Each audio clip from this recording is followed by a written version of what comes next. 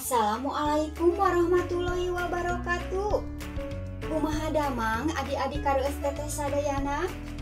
Alhamdulillah, tepang deui sareng teteh dina acara anu sami nyaeta Dongeng Barudak. Mitra sadayana, tonton teras YouTube Mirade Officialnya. Tongilak, subscribe channelna, teras like, komen, oge share. Supados dongeng Sunda khususna dongeng kami murang kali dipikawanoh ku balarea. Urang bedah reueus ku basa Sunda. Di edisi 47 ieu dongeng anu bade dipedar teh judulna Hadiah keur Nini Uti. Mangrupikeun karya Mimin Wiyati Kadua nu tayang di Miradea Official. Carios ieu kantos dimuat di majalah Mangle nomor 2861 ping 2/8 Desember tahun 2020. Mimin Wiyati lahir di Bandung ping 2 Desember. Namakeun atikan di SDN Negeri Sriwijaya Cimahi tahun 1883.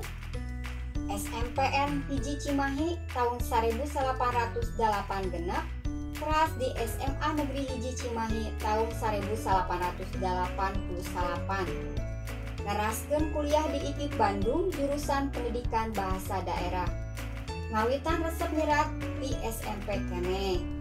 Karangan munggaran dimuat dina Mangle Alit tahun 1884.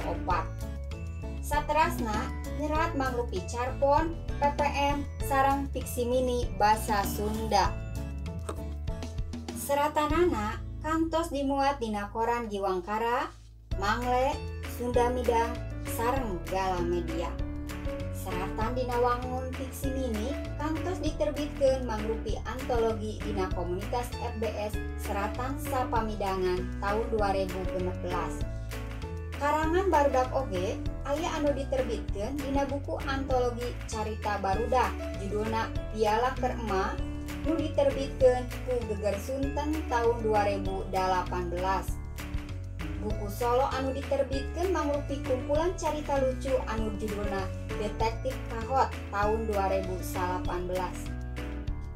Carios ngeunaan Hadiah keur Nini Uti nyarioskeun tokoh anu namina Neni sareng rerencanganana nganjang kabumina Nini Uti. Tah, waktos nganjang teh Nita rerencanganana Neni ningal Quran nu aya dina meja tos saroe. Cing, kinten-kintena kumaha tah ketak Neni sareng rerencanganana ningal kaayaan kitu? Saena dangukeun dongengna duh karengsenya. Adik-adik, tangtos terangnya Quran.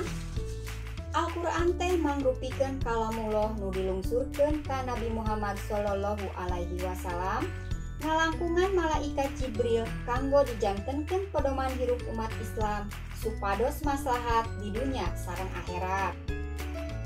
Ari dilungsurkeunana Al-Quran nyaeta kaping 17 Ramadan nu sok dipieling ku umat Islam dintenan nujurul Quran.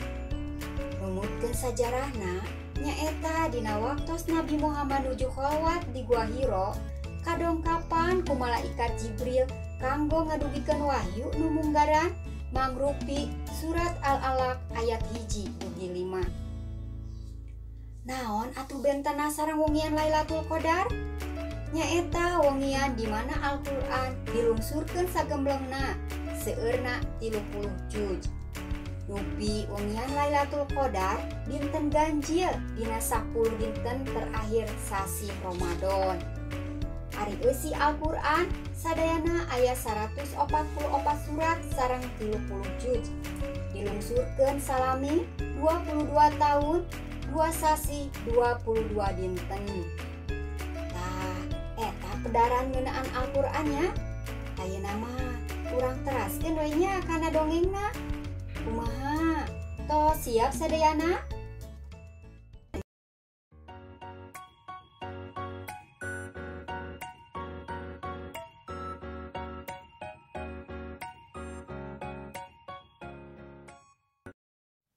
Hadiah keur Nini Uti.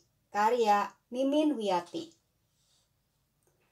Balik sakola, Neni jeung babaturanana teu langsung balik. Tapi ngadon ngariung di hareupeun kelas. Aya Ike, Teti, Popon, Lina, jeung Nita.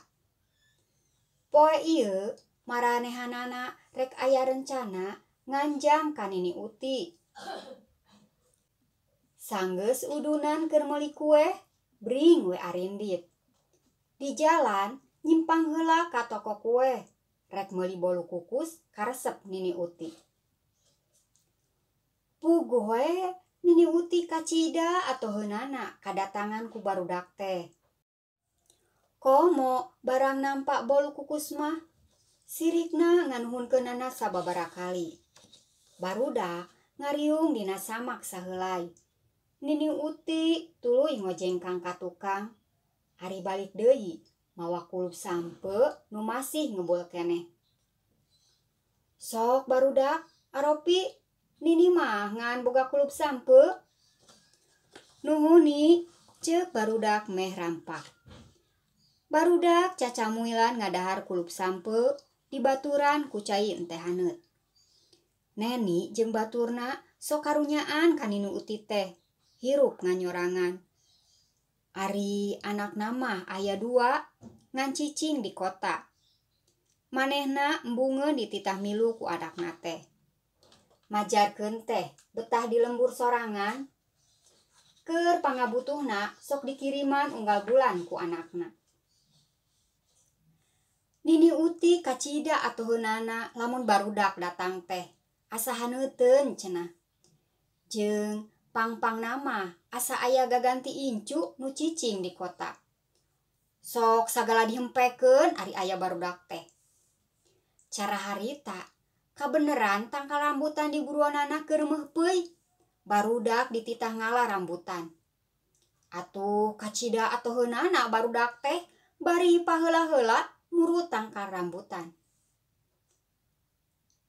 Yeuh barudak make gantar ngalana. Ulah naik kana tangkalna bisi labuh ke. Ae muhuni, cik Neni norek nerekel kana tangkal rambutan. Geus meunang rambutan rada loba mah. Barudak ngadalahar rambutanana di teras. Bari sampal guyon gogonjakan. Nini Uti mah ngan ukur imut we ningali tingkah laku barudak teh. Waktu Nita ka jero rek nyokot nginum, ret manehna kana Quran nu aya dina meja di ruang tamu. Quran nu sok dibaca ku Nini Uti, kaayaanana geus saroeh luarna. Nita kaluar, tuluy hahareosan jeung baturna. Lantaran geus maju ka sore, barudak amitan rek mulang. Teu poho ku Nini Uti di bahanan rambutan sakeresek sewang.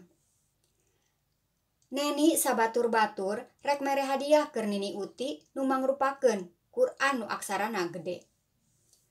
2 poe ti harita Neni jeung Nita nganterkeun Quran ka Nini Uti. Puguh bae Nini Uti atoheun. Nuhunya geulis Quran ieu nu dipihayang ku Nini teh. Cik Nini Uti bari nampanan Quran. Sami-sami ni. Geus kitu mah Neni jeung Nita amitan. Aya rasa bagja dina diri maranehna. Dume geus mere nu mangpaat keur Nini Uti. Tah kitu dongengna adi-adi sadayana. Mugia naon anu dipedar ku teteh seueur pulunganeunana. Ka sadayana anu hoyong naskahna dibacakeun, tiasa kintun ka email di handap. Subjekna dongeng barudak. Sakitu anu kapihatur. Hapunten tina samudaya kalepatan. Tonton teras YouTube Miradia Official. Teras di like, komen, share, sareng di subscribe. Wassalamualaikum warahmatullahi wabarakatuh.